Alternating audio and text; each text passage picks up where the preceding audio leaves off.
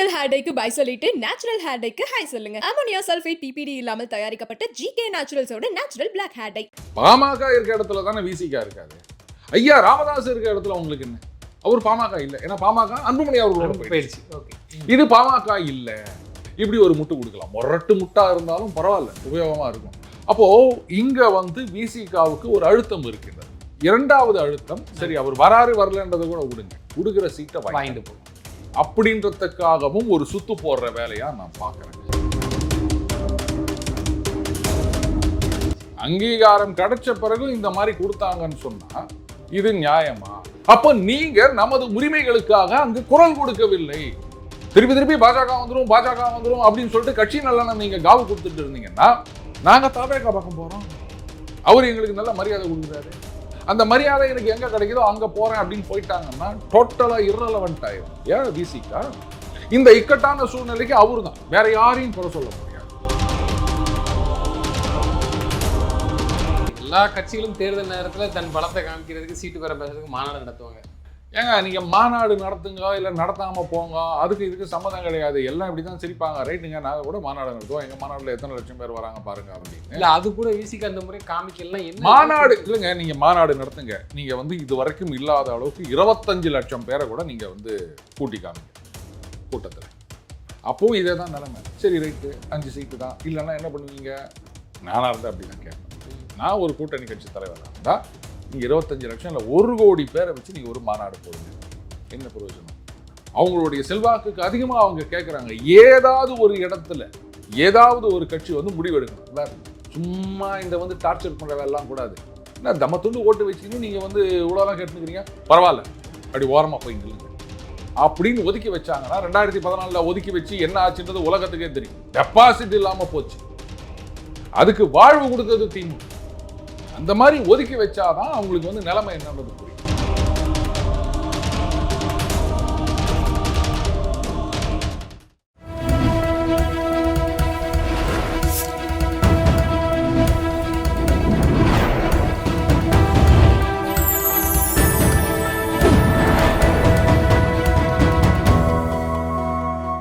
Channel 5 தமிழர்களுக்கு வணக்கம். இன்றைய நேரம் நம்மோடு பேச இருப்பது டெய்லி பஞ்ச் அருண் அவர்கள். சார் வணக்கம். சார் வணக்கம் ரூபன். சார், திமுக கூட்டணிக்கு ஐயா பெரியவர் மருத்துவர் அவர்கள் வந்து உள்ள வருவதாகவும், இது வந்து இப்போ விசிக அப்போ அவங்க வந்து நாங்கள் வர மாட்டோம், கூட்டணி அவங்க விருப்பம், அதை நாங்கள் திமுக குறை சொல்ல முடியும் ஐயா திருமாவளவன் சொன்னது, ஆனால் நாங்கள் வர மாட்டோம் அப்படின்னு சொல்லிட்டு இருந்தாரு. அதுக்கப்புறம் வந்து ஒரு விஷயமா புகைய ஆரம்பிச்சு அவங்க கட்சிக்காரங்க எம்எல்ஏ ஒரு ட்வீட் போடுறாரு. காங்கிரஸ் செல்வ பெருந்தகை வந்து இதுக்கு உள்ள வரவும் அதுக்கு பதிலுக்கு ஒரு போடுறா, இந்த ட்விட்டர் வந்து ரிட்டர்ன் போயிடுறாரு. என்ன நடக்குது? ஒரு விஷயம் புரிஞ்சுக்கணும். விசிகா வந்து ரொம்ப தெளிவாக சொல்லிட்டாங்க, பாஜக பாமக இவங்க 2 பேரும் இருக்க இடத்துல நாங்கள் இருக்க மாட்டோம் அப்படின்னு. இப்போது பாமக என்டிஏ பக்கம் போயிடுச்சு. என்ன சார் இப்படி அப்படின்னு கேட்காதீங்க, மாம்பழம் வந்து அன்புமணிக்குத்தான் அப்படின்னு ஆகிப்போச்சு. அப்போது நாரதர் கூட வந்து மாம்பழத்தை வந்து தந்தையிடம் கொடுத்தார், ஆனால் மகனுக்குத்தான் மாம்பழம் அப்படின்றது வரலாறு நம்ம பார்த்துருக்கோம். ஸோ அந்த மாதிரி இப்போ வந்து கட்சி அப்படின்றது வந்து அன்புமணி அவர்கள்கிட்ட தான் இருக்குது. இப்படி கூட வந்து வயா மீடியாவா ஒரு சொல்யூஷன் வச்சுக்கலாம் ரூபன். பாமக இருக்க இடத்துல தானே விசிகா இருக்காது. ஐயா ராமதாஸ் இருக்க இடத்துல உங்களுக்கு என்ன? அவர் பாமக இல்லை. ஏன்னா பாமக அன்புமணி அவர்களோட போயிடுச்சு. இது பாமக இல்ல. இப்படி ஒரு முட்டு கொடுக்கலாம். மொரட்டு முட்டா இருந்தாலும் பரவாயில்ல, உபயோகமா இருக்கும். ரைட்டா? இல்லை விசிகா சேர்ந்தவர்கள் கொடுப்பாருல, தலைவர் திருமாவளவன் அவர்கள் ஒத்துப்பாரா? இல்லை இப்படி யாராவது ஒரு விளக்கம் கொடுத்தா அப்படியே சொல்லலாம் இல்லையா? பரவாயில்ல, ஐடியா நல்லா இருக்கு, அவன் இப்படி வச்சு போய்க்கலாம். நம்ம தான் அந்த விலையில்லா ஆலோசனை அள்ளி தெளிச்சு இப்படி ஒரு ஆலோசனை எடுத்துட்டு போட்டோம். அது ஒன்றும் பெரிய விஷயம் கிடையாது. ஏன்னா இந்த வேங்கை வயல் பிரச்சனையில வந்து சிபிஐ விசாரணை வேணும் அப்படின்னாரு. அதுக்கப்புறம் ஒன்றும் காணோம். இவ்வளோ ஏங்க இந்த தூய்மை பணியாளர்கள் விஷயத்துல அண்ணன் திருமாவர்களுடைய கருத்து என்ன?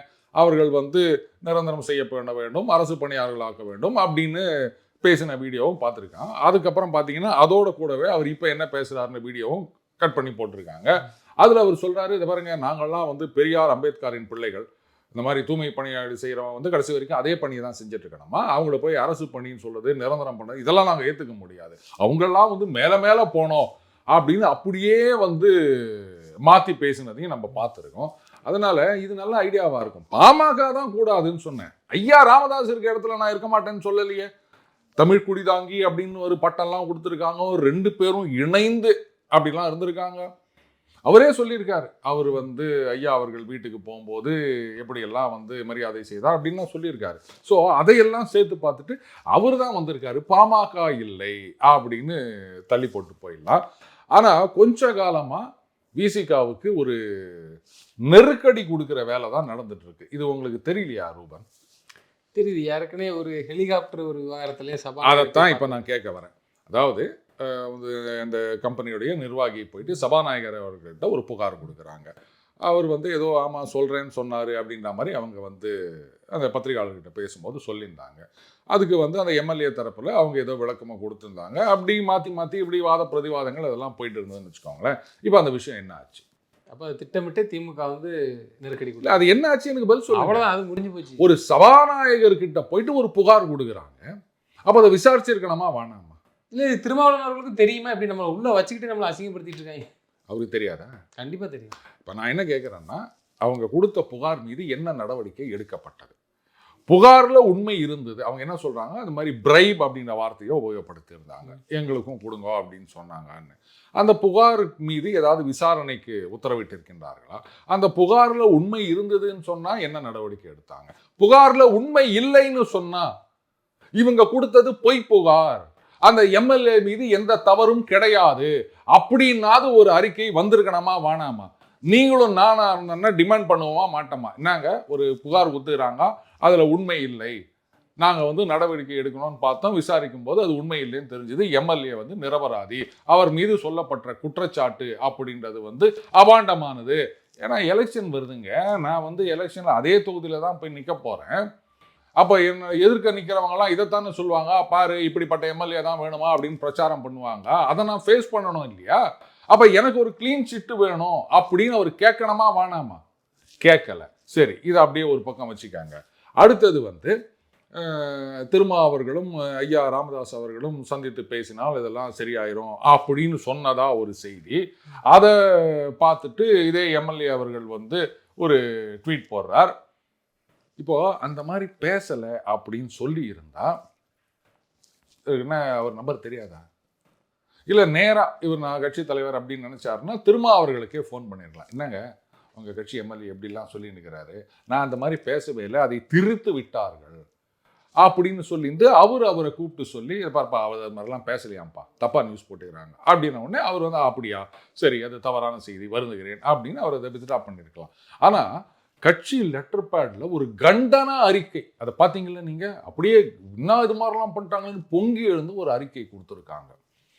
அதாவது இந்த திருச்சி வேலுச்சாமி அவர்கள் இவங்கெல்லாம் பேசுறதுக்கே இவ்வளோ பெரிய கண்டன அறிக்கை வரல. ஆனால் கூட்டணி கட்சியில் இருக்க ஒருத்தர் வந்து அவர் வந்து இந்த மாதிரி பேசியிருக்காங்கன்றதுனால ரியாக்ட் பண்ணியிருக்காரு. நான் அந்த மாதிரி பேசலைங்க அப்படின்றத மட்டும் இவர் சொல்லி இருந்தால் அவர் வந்து அப்படியாங்க அப்போனா நான் தப்பாக போட்டேன்னு வித்ட்ரா பண்ணியிருக்க போறார். ஆனால் இது வார்த்தை போராகல மாறிக்கொண்டு இருக்கின்றது. அப்போ இங்க வந்து விசிகாவுக்கு ஒரு அழுத்தம் இருக்கின்றது. ஒன்று, ஐயா ராமதாஸ் அவர்கள் வந்தா அமைதியார். ஆமா. இரண்டாவது அழுத்தம், சரி அவர் வராரு வரலன்றதை கூட விடுங்க, கொடுக்குற சீட்டை வாங்கிட்டு போ. ஏற்கனவே உங்க சீட்டு கொடுத்த எம்எல்ஏக்களை என்ன பண்ணினுக்கிறாங்க பாருங்க அப்படின்றதுக்காகவும் ஒரு சுத்து போடுற வேலையா நான் பார்க்குறேன். இப்போ விசிகா வந்து ஒரு இக்கட்டான சூழ்நிலையில் இருக்கின்றது. இந்த பக்கம் அதிமுகவோட போக முடியாது, ஏன்னா அங்கே பாஜக இருக்குது. ஆனால் தாவேகா பக்கம் போகலாம் அப்படின்னு சொன்னால் அன்றைக்கு வந்து என்ன சொல்கிறது, இந்த பர்னிங் த பிரிட்ஜஸ்ன்னு சொல்லுவாங்க, அந்த மாதிரி ஆப்ஷன்ஸை எல்லாம் வந்து நொறுக்கி தள்ளிவிட்டார் திருமா அவர்கள். தாவேகா வந்து இந்த மாதிரி கூட்டணி ஆட்சி அப்படின்னு சொல்லும் போதே இவர் வந்து பெருசாக இவர் ரியாக்ட் பண்ணியிருக்க வேண்டிய அவசியம் இல்லை. அவர் என்ன வந்து விசிகா வாங்க நான் உங்களுக்கு மந்திரி பதவி கொடுக்குறேன் அப்படின்னு சொன்னார், கூட்டணி ஆட்சின்னு சொன்னார். அது யார் ஒன்றா ஏதோ ஒன்றா சொல்லிட்டு போகிறாங்க. இவர் ஏன் வந்து என்ன தீபாவளி ஆஃபர் மாதிரி கொடுக்குறாரு, அதுக்கு ஒரு விளக்கமும் கொடுத்தாரு. பார்த்தீங்கல்ல, அந்த தேர்தல் நேரத்தில் பேச்சுவார்த்தை நடத்தணும், அப்போ நாங்கள் டிமாண்ட் பண்ணணும், அப்போ சொல்லணும், இப்படின்லாம் வேற சொன்னார். எதுக்கு இதெல்லாம் சொல்கிறீங்க? நீங்கள் தான் அந்த பக்கம் போகிறது கிடையாதுல்ல. நீங்கள் தான் இது லட்சிய கூட்டணி, கொள்கை கூட்டணி, பாசக வந்துடக்கூடாதுன்றதுக்காக, மதவாத கட்சி வந்துடக்கூடாதுன்றதுக்காக நாங்கள் இங்கே இருக்கோம் அப்படின்லாம் சொல்லி நிற்கிறீங்கல்ல. அப்புறம் அவர் எப்படி தாவேகா எப்படி கூட்டணி பேச்சுவார்த்தை நடத்தணும், எப்போ ஆஃபர் கொடுக்கணும், நீங்கள் என்னத்துக்கு சொல்கிறீங்க? அப்போ அங்கே போவதற்கு எண்ணம் இருக்கு, வாய்ப்பு இருக்கின்றது, அதெல்லாம் விட்டுட்டு நான் திமுகலேயே இருக்கேன் பாரு அப்படின்னு தான் நாம் பார்க்க வேண்டியதாக இருக்கு. ஸோ அந்த ஆப்ஷனை முதல்ல விட்டுட்டாரு. அதுக்கப்புறம் பார்த்தீங்கன்னா சமீபத்தில் ஆதவ அர்ஜுனா அவர் என்ன சொன்னார், திருமா அவர்கள் பின்னாடி வந்து கூட வந்து ஏதோ ஒரு 10-20 பேர் இருக்காங்க அவ்வளோதான் அப்படின்னு சொன்னார். இவரே சொன்னார், இங்கிருந்து தாவேகா பக்கம் போகும் விசிகாவினரெல்லாம் வந்து கொள்கை பிடிப்பற்ற பதர்கள்னு சொன்னார். இவ்வளோலாம் பண்ண பிறகு இப்போ அவர் தாவேகா கிட்ட போக முடியுமா? அந்த ஆப்ஷனும் இல்லைல்ல. அப்போ போகிறதுக்கு வேற எந்த இடம் இருக்குது சொல்லுங்க? விசிகா தனியாக நிற்கணும், 234 தொகுதி, அதுதான் ஒரே ஆப்ஷன். அது சத்தியமாக ஒரு காலம் பண்ண மாட்டாங்க, நடக்காது. அவங்க பண்ண மாட்டாங்க முதல்ல. அப்போ இங்கேயே நீங்க இருக்கணும், இருக்கத்தான் போறாரு, ஆப்ஷன் கிடையாது, வாங்கிக்கோ. அதுதான் அதிக தொகுதிகள் கேட்கறதுக்கு உங்களுக்கு இப்ப வாய்ப்பு இல்லாம போயிடுச்சு. ஏன்னா எப்ப வந்து இன்னொரு இடத்துக்கு போறதுக்கு வாய்ப்பு இருக்கோ அப்பதான் நம்ம வந்து டிமாண்ட் பண்ண முடியும். இப்ப அது இல்லைன்றதுனால அடுத்தவங்க கமெண்ட் பண்ண, அதுதான் அவருடைய ஆப்ஷன்ஸ் எல்லாம். ரெட்டை டிஜிட்னு பேசின திருமாவளவன் அவர்கள் தலைமை என்னது அறிவாலயத்திலேருந்து ஒரு தகவல் என்ன போனுச்சுன்னா, ரெட்டை டிஜிட் இவங்க ரெட்டை டிஜிட்டா 6 தொகுதி அப்படின்னு சொல்லியிருக்கிறாங்க. இவங்க வந்து ரெட்டை டிஜிட் அப்போ கேட்டுட்டா வாய் விட்டோம். அது 9 தொகுதி கிடையாது, 10. ஏன்னா ரெட்டை ஆகிடுச்சா, அப்போ 10 தொகுதி வரை கேட்குறாங்க, ப்ரெஷர் பண்ணுறாங்க, விசி கேட்குறாங்க. இந்த தடவை 5 கொடுத்தாலும் ஒன்றும் பண்ண முடியாது. 5 போதும்னு நினைக்கிறீங்களா? போதும்லாம் நான் சொல்லலை. ஓகே, அதாவதுங்க இன்னைக்கு என்ன நினைக்கிறாங்க, விசிகாவுக்கு என்னங்க பெரிய இது, இப்படி கூட ஒரு கணக்கு ஒருவேளை இருக்கலாம் ரூபன். விசிகாவுக்கு வந்து எவ்வளோங்க பெரிய ஓட் பர்சன்ட் இருக்குது, மக்கள் நல கூட்டணி அப்படின்னு நிற்கும் போது அவங்க எத்தனை ஓட்டு வாங்கினாங்கன்னு நமக்கு தெரியாதா? அதனால் என்ன மிஞ்சி போனால் ஒரு 1% இல்லை 3/4%, 1/2% ஓட்டு இருக்குமா? அதுலேயும் பார்த்தீங்கன்னா இப்போ பெருமளவு தாவேகா பக்கம் போயிடுச்சு. அதனால் இவங்க போனாலும் கவலை இல்லை, அதை காம்பன்சேட் பண்ணுறதுக்கு ஐயா ராமதாஸ் அவர்களை கொண்டு வந்துடலாம். அவர் இங்கே கொண்டு வந்தாச்சுன்னா இந்த அன்புமணி அவர்கள் தலைமையிலான பாமக இருக்கின்றன, அவங்க எங்கெங்கெல்லாம் நிற்கிறாங்களோ அங்கே ஐயா அவர்களை பிரச்சாரம் பண்ண வைக்கலாம், இல்லை அவருடைய ஆட்களை போட்டியிடுவதன் மூலம். 4 தொகுதி தானே, இல்லை 40 தொகுதியாக ஈஸியாக மேட்ச் பண்ணிட்டு போயிடுவாங்களே. இல்லை பாமகவுக்கு வந்து 17 தொகுதி இல்லையா? இல்லை அதான் சொல்கிறேன், திருமாவளவன் அவர்கள் இல்லைன்னா அவருக்கு எப்படி 4 தான் கொடுக்க போகிறான், அந்த இடத்த இவங்களுக்கு எப்படி டேக்கப் பண்ண தெரியுமே, அதுக்கு சொல்கிறேன். ஸோ அந்த 17 தொகுதிகளில் ஐயா ராமதாஸ் அவர்கள் மூலமாக ஆட்களை போட்டு கேண்டிடேட்டை போட்டு அங்கே பிரச்சாரம் பண்ணுறது மூலமாக அந்த பாமகவை நியூட்ரலைஸ் பண்ணிட்டா அந்த 17 தொகுதிகள் திமுக பக்கம் வந்துடணும் அப்படின்னு கூட ஒரு கணக்காக இருக்கலாம். ஸோ அப்போது வந்து விசிகா போகிறதுனால அதான் சொன்னாலே டெப்ளீட்டட் ஸ்ட்ரென்த், பெருசாக பாதிப்பு இல்லை அப்படின்னு நினச்சிருந்தாங்கன்னா திமுகவில் அது மிகப்பெரிய தவறு. ஏன்னா விசிகாவை பொறுத்த வரைக்கும் இதுதான் இன்னொரு ஒரு அன்ஃபார்ச்சுனேட் திங், அவருடைய உண்மையான ஸ்ட்ரென்த் அப்படின்றத வந்து யூட்டிலைஸ் பண்ணிக்கல விசிகாவும் திருமாவும். 1%, 1/4% அவங்க ஓட்டு, ஆனால் ஒரு கிரெடிபிள் அலையன்ஸில் அவர் சேர்ந்தாருன்னு சொன்னால் எப்படியும் ஒரு மினிமம் 8% வாக்குகளை ஸ்விங் செய்யக்கூடிய கெப்பாசிட்டி அவருக்கு இருக்கு. இதே அதிமுக வந்து என்டிஏல சேராமல் விசிகாவை கூப்பிட்டு போயிருந்தாங்கன்னு சொன்னால் நிச்சயமாக அது ஒரு பெரிய மாற்றத்தை ஏற்படுத்தி இருக்கும், ஒரு பெரிய ஓட்டை விழுந்திருக்கும் திமுகவில். ஆனால் இப்போ வந்து அதுக்கு வாய்ப்பு இல்லாமல் போயிடுச்சு. அந்த வாய்ப்புகளை எல்லாம் கெடுத்து கொண்டது இவர்கள் தான். இவ்வளவு ஸ்ட்ரென்த் இருக்குன்னு தெரிஞ்சு யானைக்கு தன்னுடைய பலம் தெரியாதுன்னு சொல்லுவாங்க. அதனால தான் வந்து பகுஜன் சமாஜ் கட்சியை வந்து யானையை சின்னமாக வச்சாங்க. அவ்வளோ பெரிய யானை, தம தூண்டு மனுஷன், அவ்வளோ உண்டு குச்சி வச்சுன்னு குத்துவான், அது பேர் என்னது, அங்குசம், அது பயந்துன்னு அப்படியே வந்து நிற்கும். அது நினச்சின்னா தூக்கி போடுதுன்னா நம்மளாம் எங்கே போவோமோ தெரியாது. அதான் சொல்லுவாங்க யானைக்கு தன் பலம் தெரியாதுன்னு. அந்த மாதிரி இவருக்கு அவருடைய பலம் தெரியும், ஆனால் அதை வந்து உபயோகப்படுத்தி கொள்ளவில்லை. அதனுடைய பலன் என்ன ஆகிப்போச்சு, இப்போ ஒன்றும் இல்லாமல் ஆகிப்போச்சு. போகிறதுக்கும் இடம் கிடையாது, அதான் போகிறதுக்கும் இடம் கிடையாது. அதே சமயத்தில் நீங்கள் அதிக சீட்டுகளையும் எதிர்பார்க்க முடியாது. கரெக்டாக வந்து அது திட்டம் போட்டு செய்கிறாங்களா இல்லை வந்து கட்டம் கட்டுறாங்களா இல்லை அதுவாக நடக்குதா அது எனக்கு தெரியாதுங்க. ஆனால் சர்க்கம்ஸ்டன்சஸ் இப்போ விசிகாவுக்கு எதிராகத்தான் சூழ்ந்து கொண்டு இருக்கின்றது. ஸோ அதிக தொகுதிகள் அப்படின்னும் கேட்க முடியாது, போகிறதுக்கும் இடம் இல்லை. அதனால எது நடந்தாலும் பல்லை கெடுத்து கொண்டு பொறுத்து கொண்டு போவது தான். அப்படி இல்லைன்னா மதிமுக ஒரு தடவை பண்ண மாதிரி தேர்தலை புறக்கணிக்கிறோம் அப்படின்னு தான் சொல்லணும். அப்படி புறக்கணித்தாலும் ஒரு பெரிய எஃபெக்ட் இருக்க போகிறது கிடையாது. ஏன்னா அவங்க தொண்டர்கள் வந்து தேர்தலை புறக்கணிக்க மாட்டார்கள். ஸோ அந்த வாக்குகள் எங்கேயோ ஒரு பக்கம் போகத்தான் போகுது. என்ன இவர் வந்து கேட்ட இடங்கள் கிடைக்கல, இப்போது இன்னைக்கு இரட்டை இலக்கத்தில் அப்படின்னு சொல்லிட்டு நாளைக்கு வந்து 5 சீட்டு இல்லை 6 சீட்டு அவ்வளோதான் அப்படின்னா தொண்டர்கள்கிட்ட எப்படி ஜஸ்டிஃபை பண்ண முடியும்? கேட்பாங்களா மாட்டாங்களா? ஏங்க காங்கிரஸுக்கெல்லாம் அவ்வளோ தூக்கி கொடுக்குறாங்க, அவங்களுக்கு என்ன பர்சன்டேஜ் இருக்குது, டிஸ்ப்ரப்போர்ஷனேட்டாக அவங்களுக்கு கொடுக்கும்போது கட்சியும் மாநில கட்சியும் அங்கீகாரம் கிடைச்சிருச்சு. அங்கீகாரம் கிடைச்ச பிறகு இந்த மாதிரி கொடுத்தாங்கன்னு சொன்னால் இது நியாயமா? அப்போ நீங்கள் நமது உரிமைகளுக்காக அங்கு குரல் கொடுக்கவில்லை, திருப்பி பாஜக வந்துரும் அப்படின்னு சொல்லிட்டு கட்சி நல்லெண்ணம் நீங்க காவு கொடுத்துட்டு இருந்தீங்கன்னா நாங்க தாவேகா பக்கம் போறோம், அவர் எங்களுக்கு நல்ல மரியாதை கொடுக்குறாரு, நாங்க அங்க போறோம், இன்னைக்கு ஜெயிக்கிறாரோ இல்லையோ எங்களுடைய குரலுக்கு அங்க மதிப்பு இருக்கின்றது, நாங்க போறோம். அந்த மரியாதை தானே முக்கியம். மனுஷனுக்கு வந்து பதவி, சுகம், பணம் எல்லாத்தையும் விட அந்த மரியாதைன்றது முக்கியம். புரியுதுங்களா? அந்த மரியாதை எனக்கு எங்க கிடைக்குதோ அங்க போறேன் அப்படின்னு போயிட்டாங்கன்னா டோட்டலா இரலவெண்ட் ஆயிரும் இல்லையா விசிகா. இந்த இக்கட்டான சூழ்நிலைக்கு அவரு தான், வேற யாரையும் குறை சொல்ல முடியாது. அதிமுகவை சொல்ல முடியாது, பாஜகவை சொல்ல முடியாது, அவங்க சதி பண்ணிட்டாங்கலாம் சொல்ல முடியாது. இதுல வேற விசிகாவை பிரிப்பதற்கு சதியெல்லாம் நடக்குது அப்படின்னு சொன்னாரு. இதெல்லாம் சதியே கிடையாது. ஆனா ஒவ்வொரு டிபேட்லயும் போய் உட்காந்துட்டு இப்ப தேர்தல் நேரத்துல வந்துட்டு விசிகா எம்எல்ஏக்கு எல்லாம் போய் வந்துட்டு அவ்வளவு முட்டு கொடுக்குறாங்க திமுகவுக்கு. இல்ல அதுல இருக்க 4 எம்எல்ஏ திமுக எம்எல்ஏன்னு தான் சொல்லிட்டு இருக்காங்க.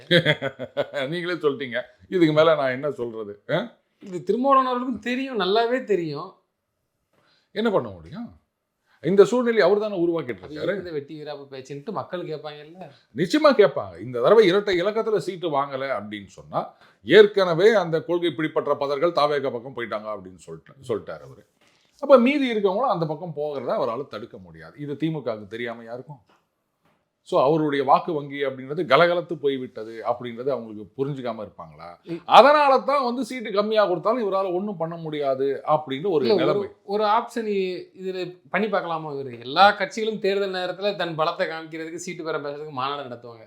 ஏங்க நீங்க மாநாடு நடத்துங்க இல்லை நடத்தாம போங்க, அதுக்கு இதுக்கு சம்மதம் கிடையாது. எல்லாம் இப்படி தான் சிரிப்பாங்க. ரைட்டுங்க, நாங்கள் கூட மாநாடு நடத்துவோம், எங்க மாநாடுல எத்தனை லட்சம் பேர் வராங்க பாருங்க அப்படின்னு. இல்லை அது கூட விசிக்கு அந்த முறை காமிக்கலாம். என்ன மாநாடு இல்லைங்க, நீங்க மாநாடு நடத்துங்க, நீங்க வந்து இது வரைக்கும் இல்லாத அளவுக்கு 25 லட்சம் பேரை கூட நீங்க வந்து கூட்டி காமிங்க கூட்டத்தில். அப்போ எப்படி 20 சீட்டு ஊத்துறாங்களா? அப்பவும் இதே தான் நிலைமை. சரி ரைட்டு 5 சீட்டு தான், இல்லைன்னா என்ன பண்ணுவீங்க? நானாக இருந்தால் அப்படி தான் கேட்பேன். நான் ஒரு கூட்டணி கட்சி தலைவராக இருந்தால் நீங்கள் 25 லட்சம் இல்லை 1 கோடி பேரை வச்சு நீங்கள் ஒரு மாநாடு போடுங்க, என்ன பிரயோஜனம்? நான் சீட்டே இல்லை 2 சீட்டு தான் தருவேன் அப்படின்னு சொன்னால் உங்களால் எங்கே போக முடியும் சொல்லுங்கள்? 1 கோடி பேரை கூட்டிட்டீங்க மாநாடுக்கு, எத்தனை தொகுதியில் ஆளை போட முடியும், எத்தனை தொகுதியில் அவங்களால வந்து செலவு பண்ணி போட்டி போட முடியும்? செய்யுங்க. அப்படின்னா என்ன பண்ணுவீங்க? இந்த அரித்மெட்டிக் வந்து இத்தனை வருஷமாக கட்சி நடத்துகிற மற்றவங்களுக்கு தெரியாதா? திமுக பக்காவாக வேலை பார்க்குதா சார் இந்த விஷயத்தில்? காங்கிரஸே இப்படி தான் யூஸ் பண்ணிக்கிறாங்க. பிசிக்காவும் அதில் மாட்டிட்டு முடிச்சிருந்தீங்க. காங்கிரஸை யூஸ் பண்ணிக்கிறாங்கன்னா காங்கிரஸ் வந்து இப்போ ஒரு மாதிரி ரிசர்ஜென்ட் மூடில் இருக்காங்க. இன்னைக்கு வந்து ராகுல் காந்தி அங்கே டெல்லியில் பண்ணியிருக்க பிரச்சனைகளுக்கெல்லாம் முக்கிய காரணம் என்ன தெரியுமா? தேர்தல் வருது, முக்கியமாக கேரளா, வெஸ்ட் பெங்கால், தமிழ்நாடு. கேரளாவில் வந்து இப்போ நடந்த அந்த பஞ்சாயத்து தேர்தலில் காங்கிரஸ் வந்து ஒரு ஏறுமுகமாக இருக்கின்றது. ஸோ 10 வருஷம் ஆன பிறகு மறுபடியும் வரது கஷ்டம், அதனால் நாங்கள் அங்கே தான் வரப்போகிறோம் அப்படின்னு நம்பிட்டு இருக்காங்க. வெஸ்ட் பெங்காலில் வந்து மம்தா பானர்ஜி அவர்கள் இப்போ வந்து பதட்டத்தில் இருக்காங்க. வந்து என்ன பண்ணுறதுன்னு தெரியல. ஏகப்பட்ட ஊழல் குற்றச்சாட்டுகள், உள்ளே போயிருக்க மந்திரிகள், ஏகப்பட்ட கேஸுகள், இது இல்லாமல் வந்து அந்த டீச்சர் ரெக்ரூட்மெண்ட்டு அப்படின்னு, அதுக்கப்புறம் SIR இதில் வேற போயிட்டு ஆர்கியூமெண்ட் பண்ணி எல்லாம் தோத்துட்டு வராங்க. அதை வந்து தடுத்து நிறுத்த முடியாதுன்னு கோர்ட்டில் சொல்லிட்டாங்க. இவ்வளோலாம் நடந்துட்டுருக்கு. அதனால் இப்போ வந்து காங்கிரஸை கூட சேர்த்துக்கணும். ஏன்னா இங்கே டெல்லியில் போடுற சீன் எல்லாமே காங்கிரஸ் வளர்ந்து கொண்டிருக்கின்றது அப்படின்னு வந்து மக்கள் மனசில் பதிய வைக்கணும். அப்படி பதிஞ்சிடுச்சின்னு சொன்னால் மறுபடியும் அந்த புள்ளி கூட்டணி இருக்க கட்சி வாக்கு தான் இவங்க பிரிக்க போகிறாங்க. இப்போ கேரளாவில் பார்த்தீங்கன்னா கம்யூனிஸ்ட் பக்கம் போன வாக்கு தான் இந்த பக்கம் வரப்போகுது. அதே மாதிரி வெஸ்ட் பெங்காலில் திரிணாமுல் காங்கிரஸ் பக்கம் போன வாக்கு தான் இந்த பக்கம் வரப்போகுது, காங்கிரஸ் பக்கம். பாஜக வாக்குவும் பக்கம் வரப்போகிறது கிடையாது. அதே மாதிரி தமிழகத்திலையும் புள்ளி கூட்டணி திமுக பக்கம் போக வேண்டிய வாக்குகள் தான் காங்கிரஸ் பக்கம் வருமே தவிர அதிமுக பாஜக வாக்குகள் உங்க பக்கம் வரப்போறது கிடையாது. அப்போ எல்லா இடத்துலையுமே புள்ளி கூட்டணி தான் டேமேஜ் பண்ணுது காங்கிரஸ். இதை வச்சுதான் அங்க போடுற சீன் எல்லாமே பார்த்தீங்களா, காங்கிரஸ் வந்து இப்போ மேலிருந்து வருகின்றது, அதனால ஒழுங்கா எங்களுக்கு இவ்வளவு சீட்டு கொடுத்துருக்கா. இப்போ இந்த புள்ளி கூட்டணின்னு ஆரம்பிச்சாங்கல்ல, ஆரம்பிச்ச உடனே அந்த கன்வீனர் யாரு அப்படின்ற பிரச்சனையிலேயே வந்து நிதிஷ்குமார் ஐயோ உங்க சங்காந்தமே வானாண்டு ஓடி போயிட்டாரு. ஆனா அப்போ இனிஷியலா அவங்க வந்து என்ன ஏது அப்படின்னு எந்த பேச்சுவார்த்தையும் நடத்தலை. அப்போ ஒரு 4 மாநிலமோ 5 மாநிலமோ தேர்தல்கள் இருந்தது, அதுக்காக வெயிட்டிங். அவங்க என்ன நினைச்சாங்க, இதுல எப்படி நம்ம ஒரு 3 ஸ்டேட்ல ஜெயிச்சிருவோம், அதுக்கப்புறம் பேச்சுவார்த்தையை ஆரம்பிச்சோம் அப்படின்னு சொன்னா அப்படியே பார்த்தீங்களா நாங்க தான் அடுத்தது அப்படின்னு சொல்லிட்டு எல்லா ஸ்டேட்லையும் அதிக சீட்டை வாங்கலாம் அப்படின்னு பிளான் போட்டாங்க. சுத்தமா ஊத்தின்னு போயிடுச்சு. இப்போ இங்க டெல்லியில போடுற சீன் எல்லாமே பாத்தீங்களா, நாங்க தான் பாஜகவை எதிர்ப்பதற்கு தகுதியானவர்கள், அதனால ஒழுங்கா எங்களுக்கு நீங்க சீட்டை கொடுத்துருங்க, இல்ல நாங்க ஓட்ட பிரிப்போம். இந்த மிரட்டுறதுக்கான ஃபார்முலா தான். திமுக இத்தனை வருஷமா காங்கிரஸுக்கு இவ்வளவு சீட்டு கொடுத்ததே அதிகம். சமீபத்துல இன்னொருத்தர் பேசியிருக்கிறத நான் பார்த்தேன். இவங்க வந்து இப்படி தொல்லை பண்ணிட்டு இருக்கிறாங்க காங்கிரஸ் அப்படின்னு. கரெக்டு தான். அவங்களுடைய செல்வாக்குக்கு அதிகமா அவங்க கேட்குறாங்க. ஏதாவது ஒரு இடத்துல ஏதாவது ஒரு கட்சி வந்து முடிவு எடுக்கணும். சும்மா இந்த வந்து டார்ச்சர் பண்ற வேலைலாம் கூடாது. என்ன தம்ம துண்டு ஓட்டு வச்சுக்கின்னு நீங்க வந்து இவ்வளோலாம் கேட்டுக்கிறீங்க, பரவாயில்ல அப்படி ஓரமா போய் நில்லுங்க அப்படின்னு ஒதுக்கி வச்சாங்கன்னா 2014 ஒதுக்கி வச்சு என்ன ஆச்சுன்றது உலகத்துக்கே தெரியும். டெபாசிட் இல்லாம போச்சு. அதுக்கு வாழ்வு கொடுத்தது திமுக. அந்த மாதிரி ஒதுக்கி வச்சாதான் அவங்களுக்கு வந்து நிலைமை என்னன்றது புரியும். ஆனா ஐயோ ஒதுக்கி வச்சுட்டா ஆட்சி போயிருமே அப்படின்னு அது ஒன்றும் பண்ண முடியாது. அப்போ அந்த அந்த டார்ச்சர் கண்டினியூ ஆகிட்டே தான் இருக்கும். கடைசி வரைக்கும் பிள்ளை பூச்சி மாதிரி பிடிக்கினே தான் இருப்பாங்க. காங்கிரஸ் சகிச்சுக்கிட்டே தான் இருக்கணும். நிச்சயமா சார். இது வந்து திருமாவளவன் அவர்களுக்கும் பொருந்தும், ஐயா ராகுல் காந்திக்கும் பொருந்துங்கிறது தான் ஒரு உண்மையும் கூட. தொடர்ந்து தங்களது கருத்துக்களை பண்ணமைக்கு நன்றி. நன்றி ரூபன்.